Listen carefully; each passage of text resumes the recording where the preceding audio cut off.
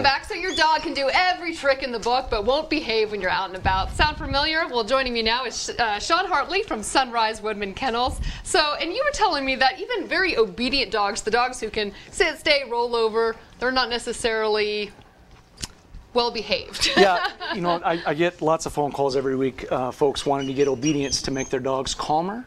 And I always am the first to let them know that, you know, like Brick, as an example, has a very high level of obedience. He does, or at a high level of energy, too. Exactly. There are certain breeds, ages of dogs that's not going to make your dog automatically calmer just by teaching them obedience. Every dog should have obedience, but that doesn't mean your dog is going to be well behaved because of it. Yeah. Okay, so what can you do to make them well behaved? You know, whenever I have an obedience competition, the first thing I do is make sure that my dog is worn out. They get enough exercise. If they're mentally and physically stimulated, that makes for a much more obedient dog for sure. Okay, and this is also kind of a people problem, right? A lot of people, they, you know, give their dogs treats to do all the tricks, but then they let them up on the beds and the sofas and everything like that.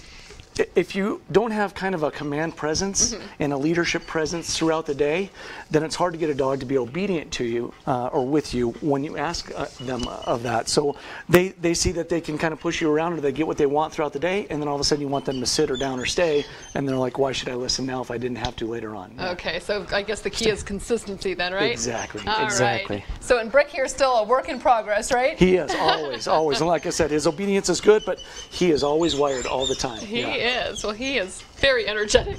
Well, thank you so much. Great advice.